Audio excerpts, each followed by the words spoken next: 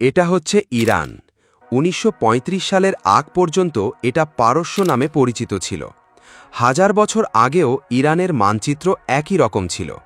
তার কারণ ইরানের চারপাশে রয়েছে প্রাকৃতিক বর্ডার, যা অতিক্রম করে সম্পূর্ণ ইরান দখল করা একদম অসম্ভব। রোমান সাম্রাজ্য থেকে শুরু করে তুর্কি, আরব, মঙ্গল, রাশিয়া, যুক্তরাষ্ট্র, এমনকি ব্রিটেন পর্যন্ত ইরান দখলের চেষ্টা চালিয়েছিল, কিন্তু তারা কেউই কখনো সম্পূর্ণ ইরানকে দখল করতে পারেনি। ইরানের উত্তরে রয়েছে যথাক্রমে কাস্পিয়ান সাগর, আজারবাইজান, আর্মেনিয়া এবং তুর্কমেনিস্তান।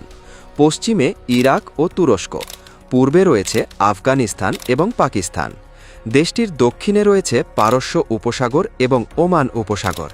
এই সীমান্তগুলি ইরানকে প্রাকৃতিক দুর্গে পরিণত করেছে। তাছাড়া বিশ্বের অন্যতম তেল রপ্তানির রুট হরমুজ প্রণালী রয়েছে ইরানের দখলে। আপনাদের মনে হতে পারে এটা আর কি বা ভিন্নতা, কিন্তু এই প্রাকৃতিক দুর্গ চীনের প্রাচীর থেকেও বেশি শক্তিশালী। ইরানের উত্তরের প্রাচীর হচ্ছে আলবুর্জ পর্বতমালা এবং কাস্পিয়ান সাগর, যার আশেপাশের সকল দেশ স্থলবেষ্টিত। ইরানের পশ্চিমে রয়েছে জাগ্রেস পর্বতমালা, যা ইরাক তথা মধ্যপ্রাচ্যের আরব ভূখণ্ড থেকে ইরানকে পৃথক করে রাখে। ইরানের পূর্বে রয়েছে সুবিশাল মরুভূমি ও পর্বতমালা, যা আফগানিস্তান ও পাকিস্তানের সাথে সীমানা গঠন করে। আফগানিস্তানে যুক্তরাষ্ট্রের সেনা মোতায়েনের সময় তারা ইরানে হামলার ফন্দি করেছিল, কিন্তু কোনোভাবেই যুক্তরাষ্ট্র সুরক্ষিত প্রাচীর ভেদ করে ইরানে হামলা চালাতে পারেনি।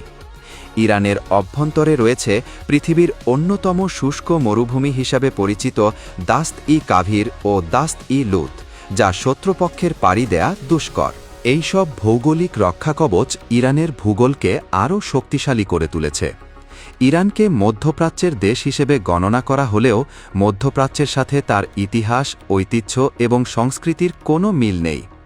ইরানের পূর্বের নাম পারস্য, যা পৃথিবীর সবথেকে শক্তিশালী সভ্যতাগুলোর একটি ছিল।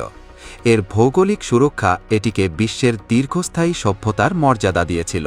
১৯৭৯ সালে ইরাকের রাষ্ট্রপ্রধান সাদ্দাম হোসেন তার মিত্র আমেরিকা এবং মধ্যপ্রাচ্যের অপরাপর সুন্নি দেশগুলো নিয়ে ইরান দখলের উদ্দেশ্যে যুদ্ধ শুরু করেন। কিছুদিনের মধ্যেই জাগ্রেস পর্বতমালার দক্ষিণ অংশের ইরানের তেল সমৃদ্ধ অঞ্চল দখল করে নেন। কিন্তু ১০ বছর ধরে চলা যুদ্ধ শেষে ৫ লক্ষ মানুষ নিহত হলেও সাদ্দাম বাহিনী ইরানের বিন্দু পরিমাণ জায়গা দখল নিতে পারেনি। এই যুদ্ধে ইরাকের সহযোগী হিসেবে মধ্যপ্রাচ্যের বেশিরভাগ দেশ এবং যুক্তরাষ্ট্র থাকলেও ইরানের প্রধান অস্ত্র ছিল জাগ্রেস পর্বতমালা। ওমান সাগর থেকে পারস্য উপসাগরের ছোট্ট প্রবেশপথ হচ্ছে এই হরমুজ প্রণালী। এটা সম্পূর্ণভাবে ইরানের নিয়ন্ত্রিত রয়েছে। এর মাধ্যমে ইরান বিশ্ব রাজনীতির একটা গুরুত্বপূর্ণ খেলোয়াড় হিসেবে নিজেকে উপস্থাপন করে, কারণ এই হরমুজ প্রণালী দিয়ে প্রতিদিন গড়ে ১৭ মিলিয়ন ব্যারেল তেল চলাচল করে, যা বিশ্বের সমুদ্রপথে তেলের প্রায় ৩৫% যোগান দেয়। ইরান মধ্যপ্রাচ্যের প্রতিটি দেশে শিয়া মুসলিমদের নিয়ে শিয়া মিলিশিয়া বাহিনী গঠন করেছে।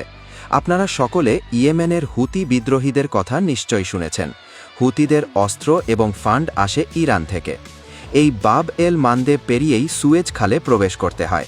তাই হুতি এবং ইরানের ভয়ে নিজেদের মালামাল রক্ষা করতে ইয়েমেনের অপর প্রান্ত জিবুতিতে ১৫টি দেশ সেনাঘাঁটি স্থাপন করেছে। আপনারা নিশ্চয়ই লেবাননের মিলিশিয়া গ্রুপ হিজবুল্লাহর কথা জানেন। এটাও সম্পূর্ণরূপে ইরান নিয়ন্ত্রিত। এরকমভাবে মধ্যপ্রাচ্যের যেই দেশগুলোতে শিয়া মুসলিম বসবাস করে, ইরান তাদের টার্গেট করে একটা মিলিশিয়া গ্রুপ গঠন করে। কিছুদিন আগে পতন হওয়া সিরিয়ার স্বৈরাচার বাশার আল আসাদ ছিল ইরানের সবথেকে বড় শক্তি। ইরাক হয়ে ইরান সিরিয়ার মাধ্যমে লেবাননের হিজবুল্লাহ এবং ফিলিস্তিনের হামাসের নিকট অস্ত্র প্রেরণ করত। কিন্তু বাশার আল আসাদের পতনের পর ইরান অনেকটা পিছিয়ে আসতে বাধ্য হয়েছে। ইরানের ভৌগোলিক সুরক্ষার পরেও রয়েছে তাদের অফুরন্ত প্রাকৃতিক তেলের ভাণ্ডার। বৈশ্বিক জ্বালানি তেলের তৃতীয় বৃহৎ মজুদ রয়েছে ইরানে। যদিও দীর্ঘদিন যাবৎ এই তেলের ওপর নিষেধাজ্ঞা রয়েছে যুক্তরাষ্ট্র এবং পশ্চিমা মিত্রদের। তবুও যেই পরিমাণ অর্থ তেল থেকে আয় হয় সেই অর্থ ইরান নিজেদের উন্নয়নের কাজে লাগায় না, বরং তারা এই অর্থ ব্যয় করে অস্ত্র আমদানি সহ বিভিন্ন সামরিক খাতে। তারপর সেই অস্ত্র মধ্যপ্রাচ্যের বিভিন্ন মিলিশিয়া গ্রুপকে পাঠিয়ে দেয়। এভাবে ইরানের অর্থনীতি পুরোপুরি ধ্বংস হয়ে গেছে। বলা চলে ইরানের অর্থই হচ্ছে তার সবথেকে বড় অনর্থের মূল। পুরো মধ্যপ্রাচ্যব্যাপী চলমান যুদ্ধ জিইয়ে রাখতে ইরানের অভ্যন্তরীণ সমস্যা চরম আকার ধারণ করেছে। সাম্প্রতিক সময়ের কয়েকটা যুদ্ধে ইসরায়েল এবং আমেরিকা ইরানের ভেতরে ঢুকে তাদের আকাশ নিরাপত্তা ব্যবস্থা ধ্বংস করে সুনিপুণ অভিযান চালিয়েছে। এতে ইরানের বিপ্লবী গার্ড, সেনাপ্রধান, বেসরকারি কর্মকর্তা এবং পারমাণবিক স্থাপনায় হামলা চালিয়েছে। বিপরীতে ইরানও মধ্যপ্রাচ্যে থাকা আমেরিকার অনেক ঘাঁটি এবং ইসরায়েলে ব্যাপক বোমা হামলা করেছে। ইসরায়েল এবং যুক্তরাষ্ট্র এইসব হামলার পরিকল্পনা ৩০ বছর যাবৎ ধরে করে আসছে। স্থলপথে ইরান দখল সম্ভব নয়, তাই ইসরায়েল এবং আমেরিকা ইরানের দুর্বল আকাশ ব্যবস্থাকে কাজে লাগিয়েছে। এই যুদ্ধ মধ্যপ্রাচ্যের পুরাতন সমীকরণকে পাল্টে দিচ্ছে।